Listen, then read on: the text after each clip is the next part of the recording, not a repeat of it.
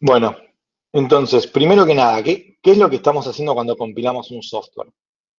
Voy a poner un ejemplo muy, muy tonto, que es un Hola Mundo pequeñito, que si ustedes quieren escribir un Hola Mundo pequeño, que considero un par de cosas estas bastante claves, para ser correcto tendrían que poner este include stdio.h, que no sé si alguna vez vieron, pero a veces como que si no lo ponen no pasa nada. No sé si programaron en C alguna vez.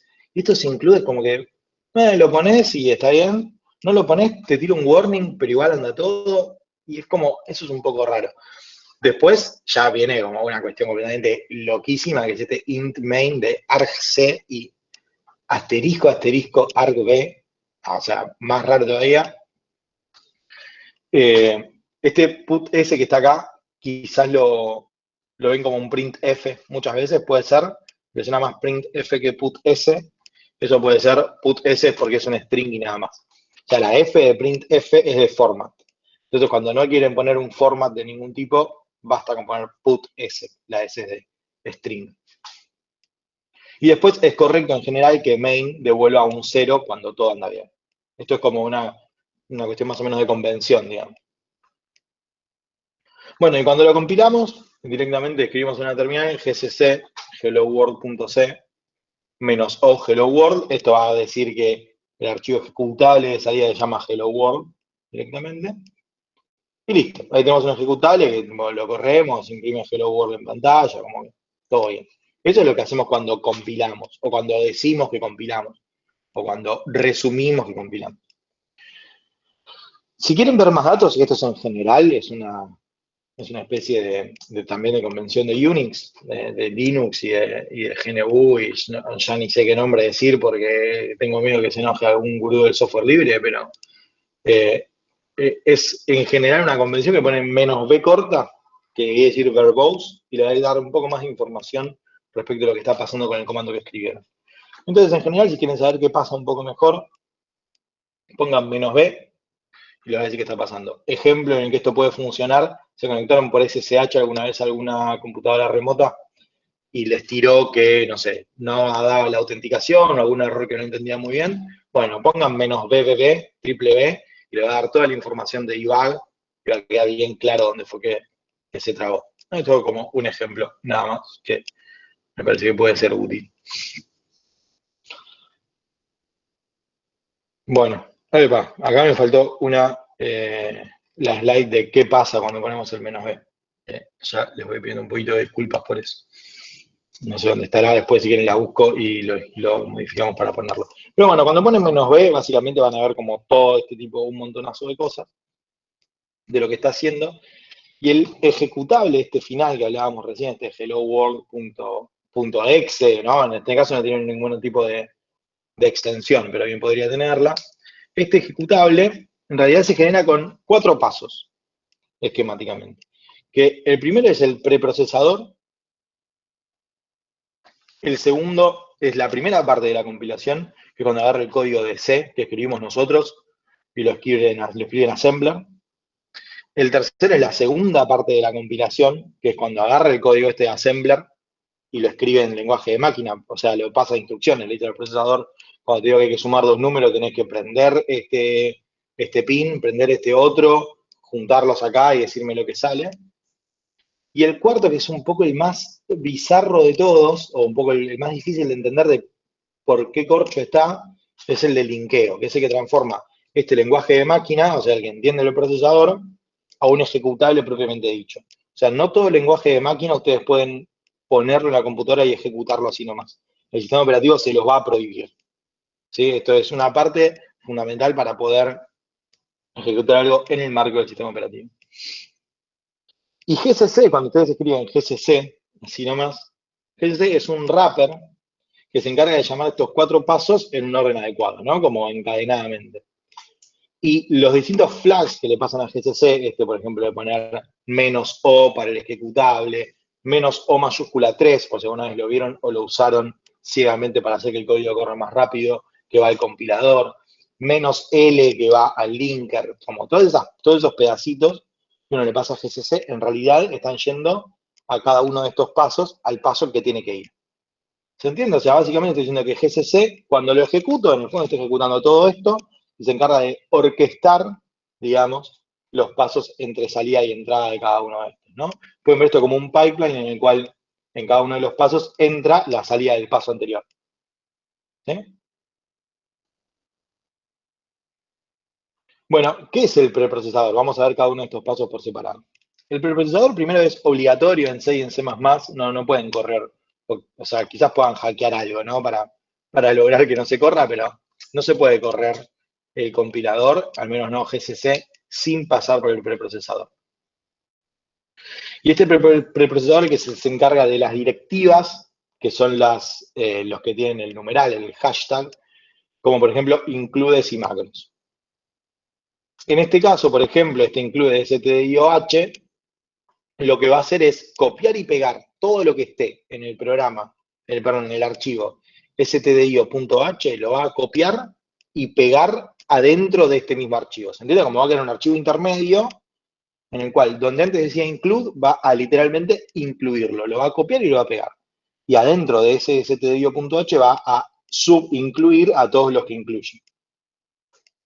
Si quieren ver qué pasa cuando ponen cuando después del preprocesador se pone el flag "-e" mayúscula y eso hace que el sistema se pare después del preprocesador. Entonces, cuando ven la salida de esto, ¿no? O sea, hacen "-e" y se fija en lo que la salida del preprocesador incluye un montonazo de cosas, tipo miles de líneas o cientos, no sé, muchísimas líneas, y entre toda esa maraña de líneas que pone esta que está marcada acá, que es extern input S. ¿Qué hace esta línea? Esta línea es la que declara la función putS, no la define, no dice qué hace. En ningún momento de este stdio.h alguien dice qué es lo que hace putS, pero sí se dice qué tipo de variables toma y qué tipo de variables devuelve. ¿Ven? Que es un int putS, quiere decir que devuelve un entero, y toma un char, un string. No sabemos qué hace, pero lo que sabemos es que hace estas cosas. ¿Para qué sirve este stdio.h? Porque imagínense que ustedes usan mal putS y le pasan un entero en vez de un string. Bueno, necesitan que alguien les chille, le diga, che, yo estoy esperando un entero, ¿por qué me pasas un string? No hace falta que eso llegue hasta ejecutarse para darse cuenta que falla, ¿se entiende? Como mucho antes yo lo puedo atajar si digo qué es lo que toma y qué es lo que devuelve esta función en particular putS. Para eso está en la declaración de variables, de funciones en general, o de variables, y para eso está este include de stdio.h. Después está la segunda parte de la compilación. La primera parte de la compilación, que es lo que transforma el código de C a assembler. Este sí es el compilador como propiamente dicho, cuando hablamos de las diferencias entre C y Fortran, o cuando hablamos de si está yendo más rápido o no, cuando hacemos optimizaciones y todo eso, generalmente, las partes de software están en esta etapa. A su vez, se puede separar en tres subsecciones distintas, que son lo que se llama el frontend, el middle-end y el backend.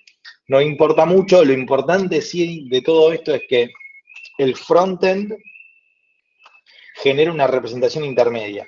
Entonces, a partir de ahí para abajo, el middle-end y el backend son agnósticos del lenguaje. ¿Se entiende? O sea, la diferencia entre, por ejemplo, poner Fortran y poner C se termina después de la parte A. En general, o sea, en gran medida. Todo lo demás es en el middle end y en el backend, que solamente trabaja con la representación intermedia del compilador. ¿Sí?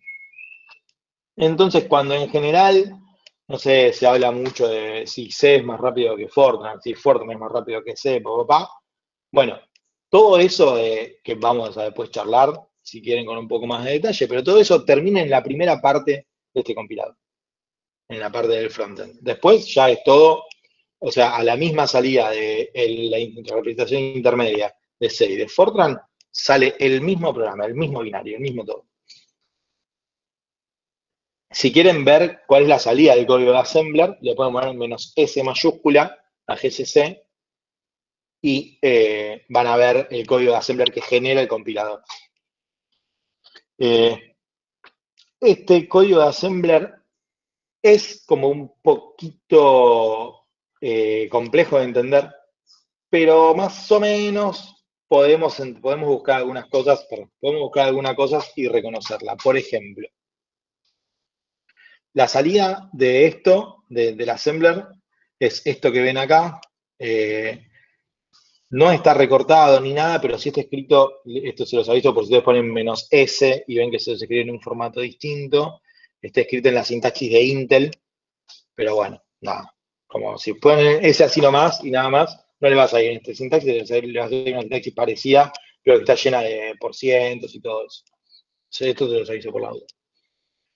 Pero bueno, fíjense que acá, no sé si se ve mi puntero cuando estoy parado sobre la, sobre la slide, pero Sí, profe, se ve. esto, perfecto, gracias. Pero acá está este call de put-s, ¿no? O sea, en algún momento de todo esto assembler, como que hace algo para poner la variable esta hello world, ven que está la variable hello world que se llama lc0, está acá, ¿la ven? Bueno, en algún momento como que la ponen en algún lugar de interés que, no, o sea, no sabemos muy bien qué es, no importa, si quieren después lo podemos charlar también, pero lo ponen en un lugar de interés, está en EDI y llama a put-s. Entonces, esta parte parece que es la parte que le dice cómo le va a pasar el parámetro, y esta parte es la que efectivamente llama a la función.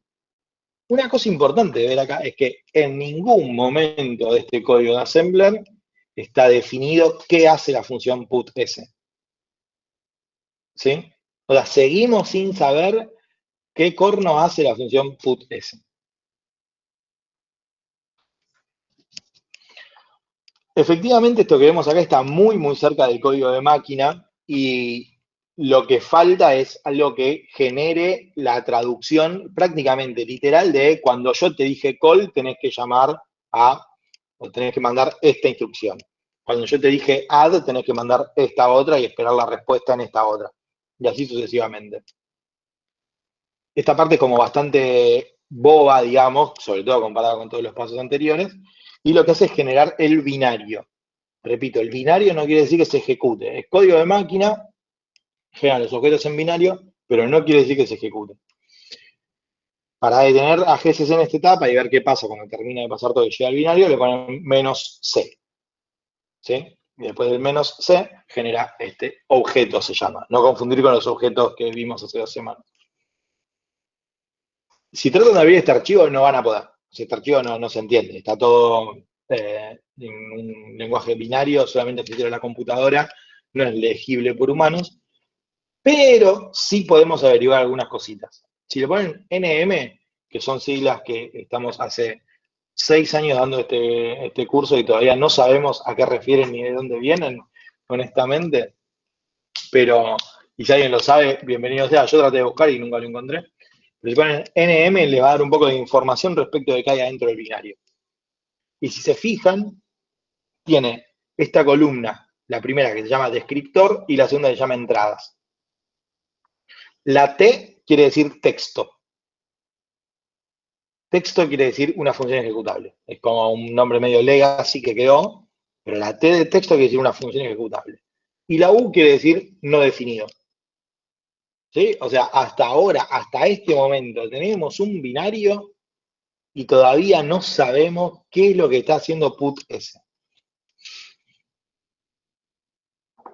Cuando ponen este "-b", que les decía recién, van a poder ver con un poco de detalle qué es lo que hace el último paso. El último paso no es fácil de ejecutar sin GCC, así que por eso lo ejecutamos así nomás, pero como que de todo esto les aislé la parte del binario, la parte del linkeo propiamente dicha, o sea, lo que transforma este binario en un ejecutable.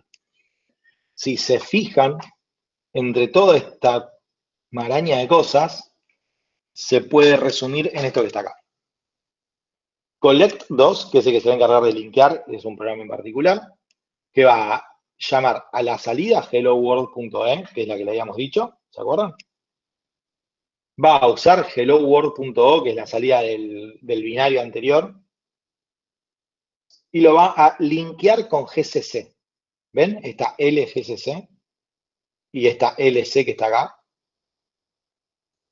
¿Qué hay adentro de esta librería de GCC y de C? No, la verdad es que no me acuerdo de cuál, creo que de C. Adentro de esta librería está qué es lo que hace putS.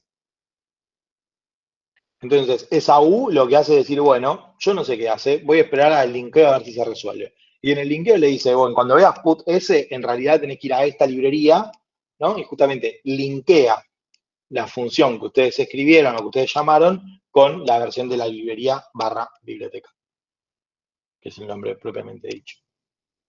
Y después de todo esto, después de estos 20 minutos de paso tras paso tras paso, tenemos un ejecutable que le ponemos punto barra y escribe hello world. Todo esto está pasando detrás de la computadora cada vez que ponen GCC, por más tonto que sea el archivo que están compilando. ¿Tienen alguna pregunta hasta acá? ¿Alguna duda? ¿Algo? Los Sí. escucho, ¿eh? Pablo, ¿cómo estás? Buen día. Te quiero hacer una consulta. Me perdí el momento cuando tenías el binario antes de pasar al linkeo. O sea, lo venía arrastrando al proceso y cuando pasaste a la última etapa me perdí, digamos, a dónde quedó el binario que te quedó armado. Cuando pasaste, creo que fue a Assembler y luego pasaste a otro paso, al siguiente. Ahí, bueno, ahí, Ok, hasta ahí pude. Luego no entendí cómo es que el binario que tenía de ahí, en dónde quedó encriptado, cómo es que pasaste a ok, otro. Ahí perdí, digamos, no pude seguirte. ok. De acá se genera este archivo helloworld.o, que es el objeto binario, ¿sí? Y sobre este archivo, que es el objeto binario, tenemos que construir un ejecutable. Y eso es lo que hace esta parte. Fíjate que acá a GCC le paso como parámetro de entrada el punto O, la salida del anterior. Listo, ahí lo veo. Está bien. Ok. Ahora, Me preguntaron cuánto tiempo lleva todo esto. Nada, milésimas de segundo. Menos de un segundo, seguro. No sé si es la pregunta que me deberían hacer o si tienen alguna más para... Yo tengo una, Pablo. No sé si me puedo Mande. escuchar. Cuando dijiste que le pasa el último paso, digamos, de ayer el linkeo, le pasa a la librería. ¿La librería está escrita en binario para que se entienda, digamos, porque estás pasando de un binario a Exacto. linkear una librería y la librería tiene que estar en binario también? Sí, la librería ya está compilada. Bien, Si no, hay que compilarla y linkearla, ¿no? Pero sí, ya está compilada la librería. bien. Bueno, esto se los dejo para que lo puedan usar. Básicamente, ¿qué son los descriptores del objeto, este T y U que vimos recién? Hay muchísimos nombres para los descriptores, pero sobre todo vamos a hacer hincapié en 4, que son la T, la R, la D y la U. La T es texto. La R son valores de read-only data, o sea que no se pueden modificar. Fíjense, por ejemplo, static const val1 igual a -5 va con una R, const val2 igual a 10 va con una R también. Y la D quiere decir data que se puede modificar. Y la diferencia entre minúscula y mayúscula es que los que están con mayúsculas son símbolos visibles desde afuera. ¿Sí? O sea, si yo estoy parado afuera de esta unidad, de este punto C, adentro del binario, ¿puedo ver esos símbolos o no puedo verlos? Por ejemplo, yo desde afuera no podría llamar a add de esta manera, ni, no sé, ni usar el valor de val1 ni val3. Pero sí puedo llamar a main. Main siempre es T mayúscula, y eso vamos a ver por qué. Y la U, que está acá, es la undefined que veníamos mencionando antes. Profe, me perdí con la R. ¿Cuál era esa? La R es la read only data. En general, digo, en C es algo que programen, no sé, bastante seguido. Es fácil perderse con el qué quiere decir static, qué quiere decir const, qué quiere decir static int, bla, bla, bla, bla, todo eso. Bueno, si tienen alguna duda, siempre pueden fijarse el binario que genera, ponerle este nm y fijarse la lista de,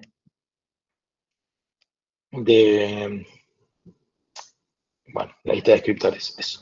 ¿Podrías repetir, por favor, la diferencia entre mayúscula y minúscula? ¿Era que una era visible Sí, y la otra no, algo así? exacto. La mayúscula es visible desde afuera, la minúscula no. Si te Perfecto. fijan en el manual de NM, van a ver que hay una lista de esto que son muy difíciles de encontrar. O sea, que es muy difícil encontrar un código que escribe uno, pero que tienen razón de ser. Pero bueno, estos son los más importantes, los que vamos a ver en nuestro propio código.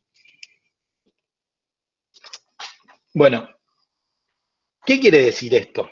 Que imaginemos un programa con dos archivos muy pequeñitos, ¿no? Un archivo que tiene el main, que se llama run.c, que compilamos en un binario, que adentro calcula un exponencial, y un archivo que define cómo se calcula un exponencial, ¿no? O sea, run.o y x.o. Y acá, a propósito, estoy sacando toda la parte que tiene que ver con el código. ¿No? Como acá no importa si esto se escribió en C, se escribió en Fortran, se escribió en Assembler, se escribió en, no sé, en cualquier otro lenguaje que después pasó. Lo que importa es que cuando vemos los objetos, en run.o está una llamada main con T mayúscula y una llamada exponencial, perdón, una definición de main con T mayúscula y una llamada exponencial con la U, de undefined. Y en exp.o está la definición de exp. Cuando ustedes ponen gcc run.o y exp.o, lo que va a hacer el linker es resolver estas dependencias. ¿Sí? O sea, el linker directamente va a decir, bueno, ok, acá no tengo exp definido. Ah, pero mira, en este otro archivo que también me pasaste, en esta otra unidad de compilación, que también me pasaste, está definido, listo, juntémoslo. Y eso es el linker. No lo hace solamente con las funciones de la biblioteca de putS o printf o todo eso. Lo hace también con las cosas que ustedes mismos hacen. Y la ventaja de esto es que si ustedes modifican exp.c, porque imagínense que hacía no sé, una aproximación de Taylor, y no la quieren en orden 3, la quieren en orden 4 para que sea más precisa. Bueno, solamente hay que modificar la compilación de exp.c. O sea, ¿qué le importa al programa o a la unidad run.o si ustedes modificaron lo que hace exp.c? Perdón, lo que hace la función exp. No le importa. O sea, para el programa run.o es algo que va a buscar, lo pega ahí adentro y después sigue. Eso se encarga el linker, no la compilación. Entonces podríamos modificar solamente exp.c y a partir de ahí tener en el ejecutable la nueva definición de exp. ¿Se entiende? Y la ventaja de esto es que si tuviéramos un software enorme, con un montón de cosas que tardan mucho tiempo en compilar, ¿qué puede pasar? O sea, compilar un software grande puede llevar una hora y media. Y no puede ser que cada vez que queramos modificar algo tengamos que recompilar, reescribir todo esto en binario. O sea, si modifiqué un pedacito nomás. Lo que haces en ese caso es compilar este pedacito a un objeto y después sí relinkear todo. ¿Se entiende? Ese es como el paso que sí hay que repetir. Pero la parte de pasar todo esto de C a binario se queda como estaba. O sea, toda esta parte, ¿no? Toda la parte que no modifique. Profe, yo Mande. aclaro que no vengo del palo de la programación, todo esto es muy nuevo para mí, pero lo que estás básicamente acá diciendo sería el equivalente a agarrar un diccionario y directamente cambiar la definición de la palabra para todo el lenguaje, ¿no? En lugar de solamente cambiarla en el texto que vos estás escribiendo. Es un poco parecido. Vamos a ver un poco de diferencias. Hay una cuestión que es respecto de cómo se inserta esta definición de la palabra nueva en el libro que estamos leyendo, que vale la pena poner un poquito más de atención. Pero sí, o sea, tiene que ver un poco con eso. Pero me gustaría como evitar por ahora referirme a cuál es el proceso por el cual eso pasa. Porque son dos procesos distintos.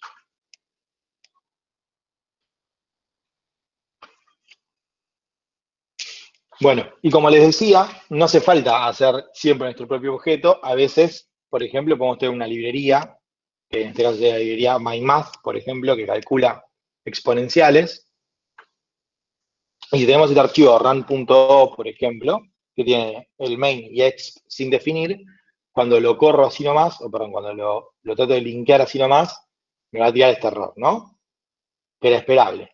era undefined reference to exp, porque exp está U, y fíjense quién tiró el error. Lo tiró collect2. ¿Se acuerdan que collect2 era el nombre que parecía cuando hacíamos la parte del linkeo con GCC? Entonces collect2 tira este error. Es muy importante que se fijen estos errores para poder saber si el problema está en la compilación o en el linkeo. O sea, cuando dice undefined reference to tanto de collect2 el error, el problema no es un error de compilación, es un error de linkeo. Esto quiero que les quede claro porque es la primera pista que tenemos para debuguear estos errores. Si no leemos el código de error que nos tira y no lo sabemos interpretar, estamos disparando en la oscuridad. Yo qué sé, le podemos pegar, más vale, pero es como decía un compañero mío en la oficina, que es programación Monte Carlo, o cambiar todas las cosas al azar hasta que funciona.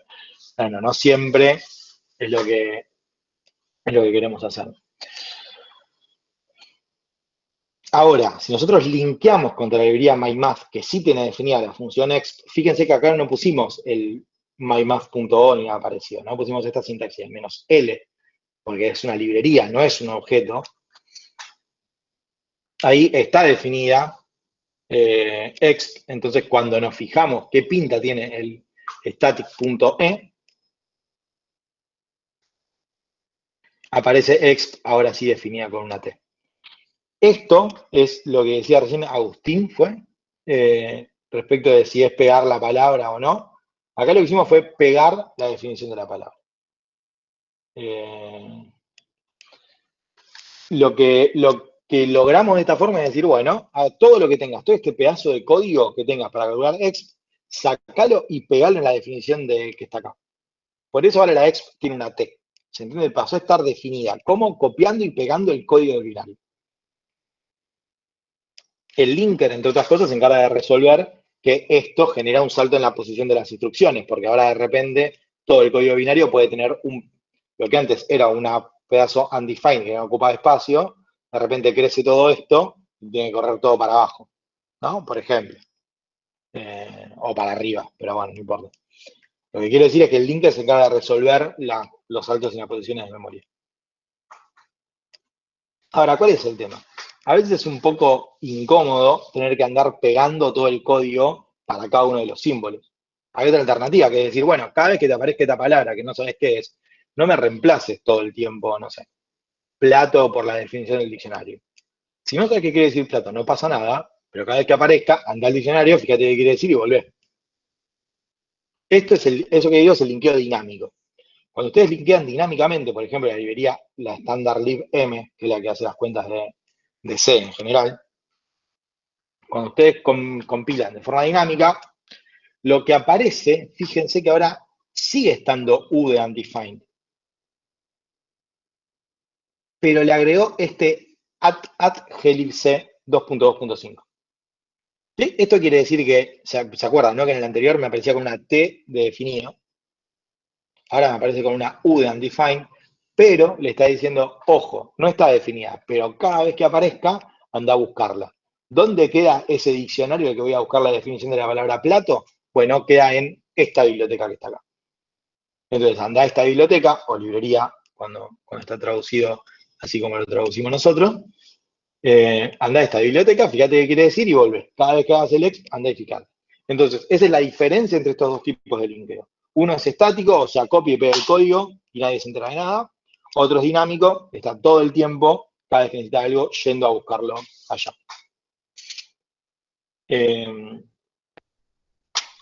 Esto que está acá se llama el soname, que no es una especie de invitación a que lo suenen a uno, sino que quiere decir SONAME, es el nombre del shared object. Por eso es soname. Si en general una librería se define por su soname. Profe, ¿y vos? No sé si se acostumbra o es demasiado el riesgo de romper todo, pero ¿se acostumbra a generar nuevas definiciones en bibliotecas de forma que, por ejemplo, un cacho de código ya lo tenés para siempre ahí guardado?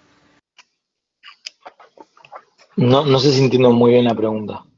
Claro, suponete que vos generás una función, pero querés que trascienda al propio programa y querés tenerla disponible cada vez que hagas un programa en C de acá a futuro, ¿podés modificar la librería para ya directamente dejar definida esa función? ¿O no se acostumbra porque podés romper todo? Ok, entiendo. En general, yo desaconsejaría modificar las librerías estándar de C. Yo no me metería dentro de libm y cambiar exp. Lo que pueden hacer es linkear contra otra librería. En vez de linkear contra la librería esta de libm, se crea una librería suya, que dicen, bueno, quiero que acá definir la exponencial como lo que hicimos acá antes. Ya lo parecido, ahora vamos a ver cómo, pero lo hicimos acá antes, decir, bueno, la exponencial está definida en mi librería MyMath, que está acá, y listo, linkeo contra esa en vez de linkear contra libm. Ahora vamos a ver cómo se hacen, pero uno las puede hacer. Modificar las librerías del estándar es un poco, sí, arriesgado, diría. Pablo, Sí. ¿esas librerías no estaban en binario? Digo, ¿cómo se te ocurrió? Claro, pero vos tenés el código fuente de esa librería. Si querés, podés ir al código fuente, modificarlo y recompilarlos. Ok. ¿Y cómo es que el at librería, nueva librería, no es la misma que la anterior, que era MyMath o algo así? Le cambió Eso la es librería. porque nosotros linkeamos contra libm, no Sí. contra la librería MyMath. Y M queda dentro de glibc. Ok. ¿Ok? Sí, gracias. Bien. Nada, algunas diferencias entre linkear estática y dinámicamente. Las librerías estáticas se resuelven siempre enteras y de izquierda a derecha. Como que no importa que el programa original no lo necesite, tiene que resolverse todo de la izquierda hasta la derecha.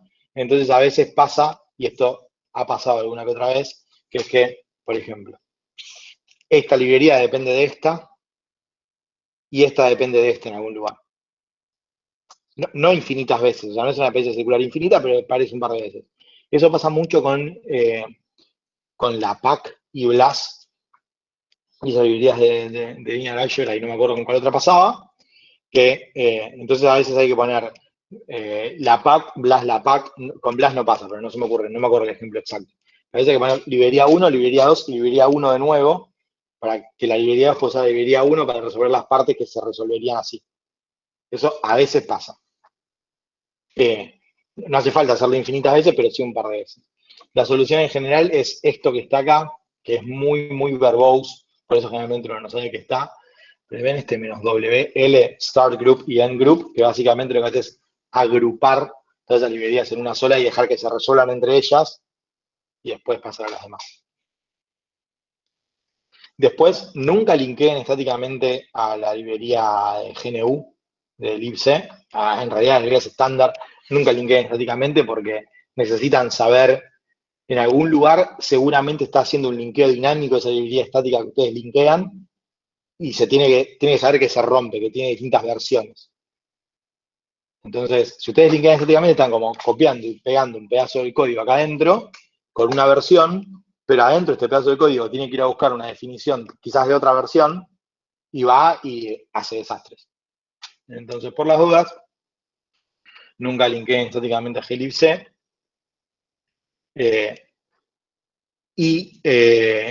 La otra cosa que también se la dejo acá para que la tengan, porque puede ser útil, es que no hace falta linkear todas las librerías estáticas ni todas dinámicas, pueden hacer un linkeo híbrido con un par estáticas y un par dinámicas, con estas cosas que están acá. Fíjense que todas estas opciones aparecen con este menos WL adelante, que quiere decir que lo que te voy a pasar es una opción para el linker. ¿Se acuerdan que dijimos que GCC es un poco como el que reparte la pelota y dice, vos haces esto, vos haces esto otro, con estas opciones, todo eso? Bueno, cuando son específicas para el linker, si ustedes se lo quieren marcar, le ponen este menos WL. Esto se lo dejo más que nada para que lo tengan por si les puede resultar útil en algún momento. Bueno, ¿cómo se construyen las librerías? Ahora, respondiendo un poco a esta pregunta. Bueno, ¿qué hago si yo quiero, en vez de usar la exponencial de libm, yo quiero una exponencial mucho más rápida, mucho mejor, y no quiero usar esa, quiero usar la mía? Las librerías estáticas son súper fáciles de crear, porque básicamente una librería estática es una bolsa de objetos. ¿Sí? ¿Se acuerdan cómo dijimos que funcionaba? cuando linkeaban estáticamente, iban a copiar el pedazo del código binario y lo pegaban ahí adentro. Entonces, lo único que hay que hacer es decir dónde queda el código binario, nada más. Este programa AR, que quiere decir archive, o sea, porque es un archivador, digamos, es archive create, crea la librería livemymath.a con exp.o y trip.o. Y si se fijan, en nm livemymath.a van a tener básicamente cuáles son las variables, en este caso las funciones que están definidas adentro de esta librería y la procedencia de qué objeto viene. Pero básicamente este AR no hace nada. Como que solamente pone todo adentro de una misma bolsa y nada más. No hace nada muy, muy fancy, digamos. No quiero, ya que le falta el respeto a la gente que haya hecho este programa, que debe tener sus sutilezas, pero quiero decir que no hace nada, tipo wow, wow. Solamente como que mete un montón de definiciones de palabras adentro del mismo libro para que ustedes puedan ir a fotocopiarlo en cualquier momento.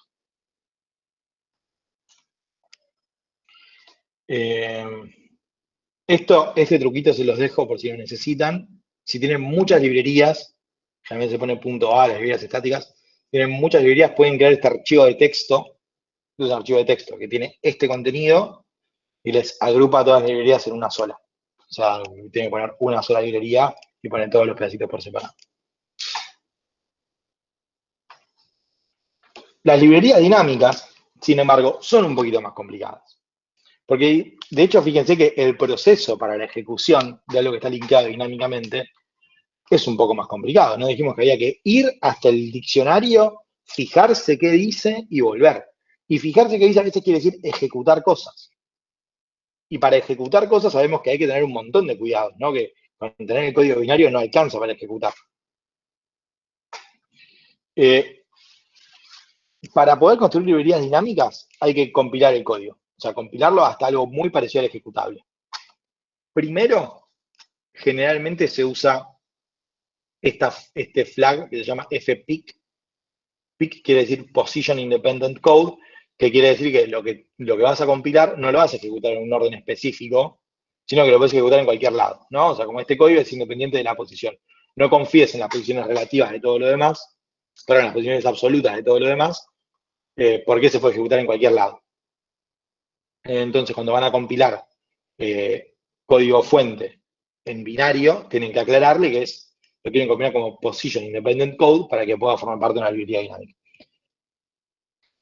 Y una vez que hacen eso, que tienen los .o, fíjense que esto genera .o, le ponen el -share para decir que quieren hacer una librería dinámica o compartida, son como sinónimos en este contexto, y la salida se llama livemymath.so.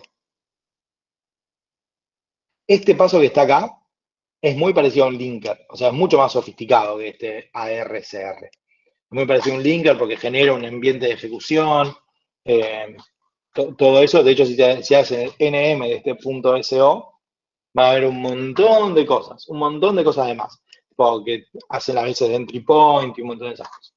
Entre toda esa maraña de cosas, que es como código para adaptarlo, digamos, adaptar lo que ustedes escribieron al formato de una librería dinámica, entre todo eso está el código que ustedes escribieron.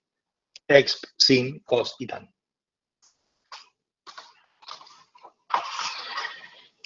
Otro truco que les voy a decir es que si ustedes hicieron un programa que linkea dinámicamente contra una librería, por ejemplo, la exponencial de math, de libm, ¿sí?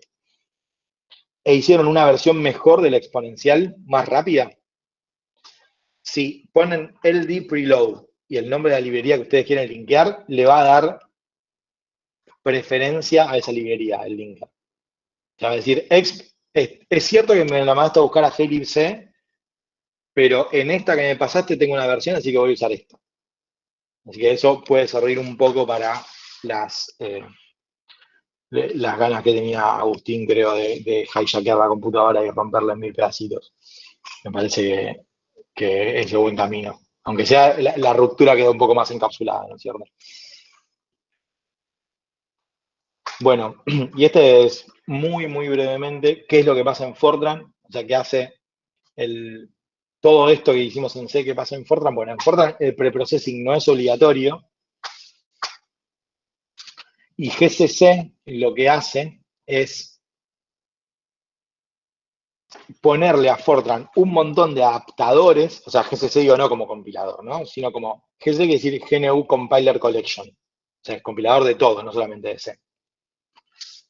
Y GCC, esta batería de compiladores, lo que hace para cada uno de los compiladores que no son C, creo que para todos los que no son C, es ponerle un montón de lo que se llama boilerplate o adaptadores para hacer de cuenta de acá para afuera como si fueran C. ¿Se entiende? Como que escribís el código. Es como poner un adaptador de un enchufe de 3 patitas a uno de 2. Como que no vas a agarrar todos los enchufes de tu casa y cambiarlo de 2 patitas a 3. Vas a comprar un adaptador o los adaptadores que sean necesarios y si querés poner uno de 3, le pones el adaptador primero y lo enchufas. Esto es exactamente lo mismo. Funciona con el mismo propósito. Y esto es, por ejemplo, todas estas cosas que genera acá cuando ustedes compilan un programa en Fortran como un objeto. Pero como les decía, una vez que compilan un objeto, no importa en qué lenguaje estaba. O sea, esto ustedes lo pueden linkear con GCC tranquilamente. No hace falta que lo linkeen con GFortran, que es el compilador de Fortran en particular. El truco para hacerlo es agregarle, fíjense que ven que todo esto que ponen acá con U de undefined, bueno, todas estas cosas undefined las va a definir la librería GFortran, libgfortran.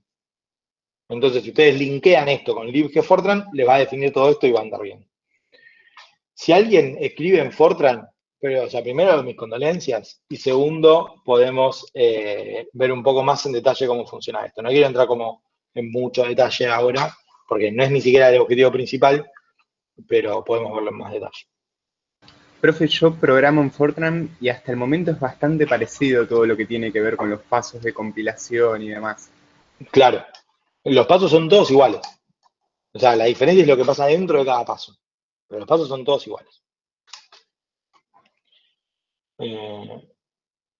Pero bueno, eso, si quieren ver con un poco más de detalle qué pasa adentro de este paso, lo podemos ver. Bueno, entonces, ¿cómo comunicaríamos Fortran y C? O sea, imagínense que ahora le dicen, bueno, no sé, este chabón estuvo programando en Fortran todo este tiempo y yo quiero dejar de usar Fortran, pero no voy a reescribir su función que es suma.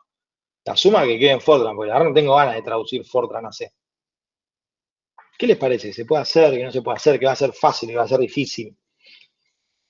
Hay un punto de los pasos de compilación que vos venías comentando, a partir del cual ya los lenguajes pasan a volverse independientes del lenguaje, o mejor dicho, las instrucciones se vuelven independientes del lenguaje original. Yo creo que vos podrías llegar a partir de ahí para hacer el paso inverso, digamos. Ok, es una posibilidad. O sea, partir de ese y volver al código de C. O sea, como descompilarlo. Claro, algo así. Ok. Pero digamos, tomando como punto de intersección entre los dos lenguajes ese momento de la compilación a partir del cual ya es agnóstico del lenguaje. Perfecto. Entonces, básicamente nosotros arrancamos con todos estos códigos fuentes y cuando empezamos a programar lo pasamos por el procesador, el de Fortran 90 no pasa. Lo pasamos por el assembler, ¿no? O sea, por la parte de la compilación assembler, lo pasamos por la compilación a objeto y generamos un ejecutable. Y fíjense que a partir de acá, como decíamos recién, no importa si vino de Fortran, de C, de lo que viene, de lo que sea, a partir de acá son todos assembler. En realidad, como no tiene mucho sentido hacerlo acá, vamos a partir de acá, ¿no? Ya que estamos, la hagamos. Pero quiero decir, de esta parte a esta parte, ya sé, como ya es agnóstico del lenguaje, la comunicación tiene que ser sencilla. O sea, no sería loco que sea tan sencilla la comunicación. De hecho, es súper, súper, súper fácil.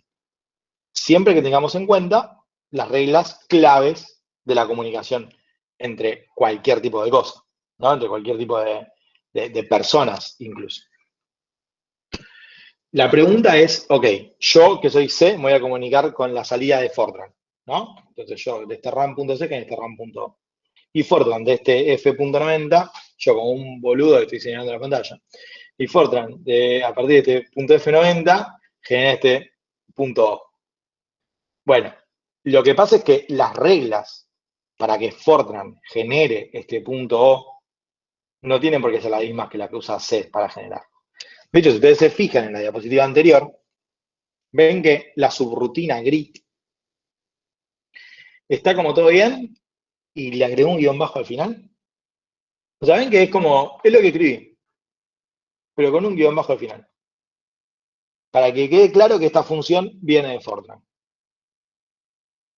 Entonces, si yo quiero llamar esta función desde C, no puedo decir llama a grit. Tengo que decir llama a grit-bajo, ¿se entiende? Porque el compilador de C no le agrega ningún decorador. Esa es una de las cosas que hay que prestar atención. Y la otra es el memory management. ¿Por qué? Porque se acuerdan que vieron la clase pasada que en C tenemos valores y punteros. En Fortran, por defecto, todo lo que hay dando vueltas son punteros. O sea, todo lo que tiene expuesto el usuario, hasta Fortran 2003, creo, que tiene los bindings de C, pero todo lo que tiene expuesto el usuario son punteros. El usuario no tiene acceso al valor, casi seguro, al menos de la Biblia estándar de Fortran. Solamente acceso a los punteros. Entonces, todo lo que quieran pasarle para comunicarse va a tener que ser, en vez de en forma de entero, en forma de puntero. Eso es como todo lo que hay que prestar atención. Si ustedes recuerdan cómo hace el memory management cada uno de los lenguajes y le prestan atención a los símbolos de cada objeto, o sea, con NM, si ustedes hacen eso, es dentro de todo sencillo comunicar los lenguajes. Tengo que hacer esta salvedad de que hay que tener cuidado con los strings, que son como todo un mundo aparte, que en Fortran se pasan como arrays, en C es como una lista de chars hasta el null value. No importa, vamos a olvidarnos de esa parte por un rato. O sea, si no quieren comunicar strings, esto es fácil. No comuniquen strings y se acabó. Esa es mi recomendación. Bueno, en detalle, por ejemplo, imagínense este programa main de C que quiere llamar a este producto escalar en Fortran 90. Venga que está definido el producto escalar y acá solamente lo quiero llamar. Entonces, dos cosas para prestar atención. Primero, este run.o tiene undefined dot guión bajo. ¿Ven? Porque le puse el guión bajo a mano. ¿Por qué? Porque este dot.f90 no le puse guión bajo, pero el compilador me lo agregó. Si lo quiero llamar, le tengo que agregar el guión bajo acá. Y después, fíjense que todo lo que le paso son punteros. X e Y son punteros porque los definí con la sintaxis de los corchetes. Z y N eran floats y enteros, pero cuando los paso los tengo que referenciar con el ampersand. ¿Sí? O sea, decirle, no le pases N, pasa la posición de memoria en la que está N, porque eso es lo que está esperando este que está acá. No le pases Z, pasa la posición de memoria en la que está Z, que es lo que está esperando este acá. Eso es todo lo que hay que ver, nada más. Lo único.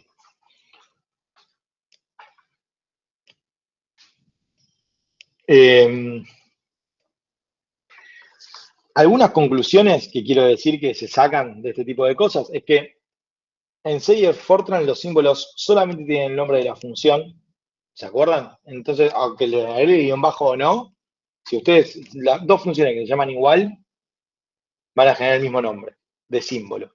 Entonces no se puede hacer lo que se llama sobrecargar funciones. La sobrecarga de funciones quiere decir que ustedes pueden tener dos funciones distintas dos funciones con el mismo nombre, pero que se comporten distintos si toman un entero, si toman un float.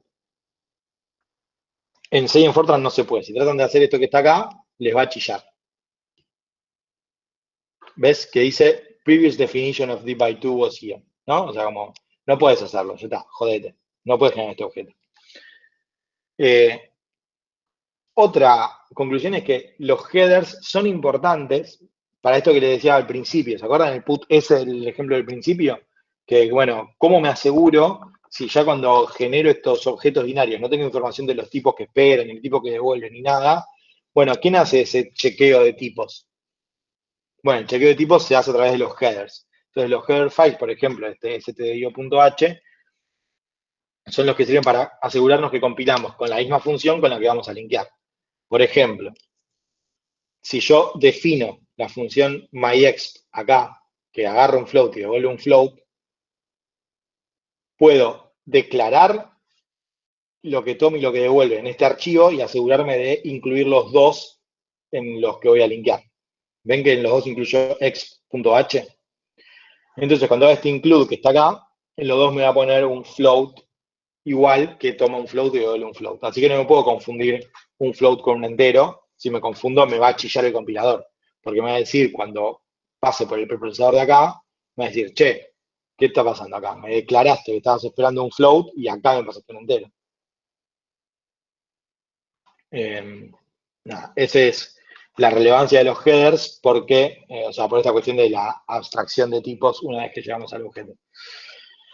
Y esto que está acá lo van a ver mucho cuando vean este tipo de cosas. Se llaman include guards, que quiere decir, básicamente esto es una macro del preprocesador que dice que si no está definida esta variable, la defina. Y haga esto que está acá. Eso quiere decir que si trato de incluir esto 2 veces, la segunda vez que lo trate de incluir, la primera vez lo definió, entonces no va a incluir esta parte, ¿se entiende? Estos include guards sirven para el caso en el cual, que a veces pasa, aparezcan inclusiones circulares. Yo incluyo a esto, que incluyo esto otro, etcétera, etcétera. Y entonces termina explotando todo. A veces le dice, che, hay inclusiones circulares o referencias circulares. Se resuelven con estos include guards que están acá. Bueno, hay toda una parte que no vamos a ver en detalle, porque ya se me cansó la garganta, pero lo mismo se puede hacer para pasar de C++ a C. La clave siempre que tengan que hacer esto es ver qué objetos se están generando. O sea, pongan NM para ver qué objetos se generan. Y en C++, por ejemplo, ven que pude poner 2 nombres distintos porque cuando genera los objetos, acá pone los argumentos que aparecen acá. Entonces, los decoradores de C++ que aparecen acá permiten hacer esta sobrecarga de funciones en los tipos que recibe. ¿No? Porque no van a tener el mismo nombre la función div_by_2 que toma un entero y la función div_by_2 que toma un float.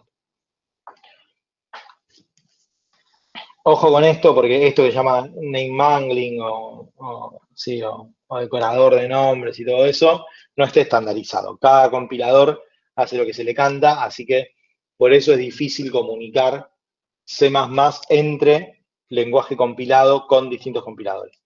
De hecho, hace unos años tuvimos un problema con un amigo que tenía que usar un compilador de 6 bits, que creo que tenía Wacom, y usaba una forma no estándar para ejecutar estos nombres, y tuvimos que ver cómo lo hacía para poder copiarlo nosotros en el código de C, porque ya estaba compilado. Así que este problema, sepan qué pasa y es un garrón total. Si ustedes ponen este extern C, que está acá, antes de la declaración, lo que va a hacer es desactivar el name mangling. Entonces van a poder llamar a las cosas desde C directamente, ¿no? No le agrega nada de todos los decoradores que le ponía recién. Y eso sirve tanto para los decoradores de funciones, como para los de namespaces, que es otra cosa que aparece mucho en C++, por si alguna vez lo vieron. Esto repito solamente para que les quede de referencia. Con los namespaces pasa lo parecido. Si le ponen el extern C acá adentro, le saca todo tipo de decoración y le deja el nombre común para que puedan llamarlo directamente. En Fortran 2003, o sea, para ir también a un paso más de Fortran, está estandarizada la interfaz con C, ya no hace falta hacer todo lo que está dando vueltas, que habíamos dicho de sí o sí pasar todos como punteros. Está con este módulo de ISO cbinding y define los tipos de entero, float y un par más, que son los que se necesitan para poder pasar enteros. ¿Se acuerdan que lo que dijimos es que para pasar la Fortran hay que pasar sí o sí punteros? Porque Fortran no tiene enteros sin punteros. Bueno, en Fortran 2003 eso se estandarizó de una forma que es con estos tipos que están acá. Los strings, lamentablemente, como siempre, siguen siendo particularmente complicados.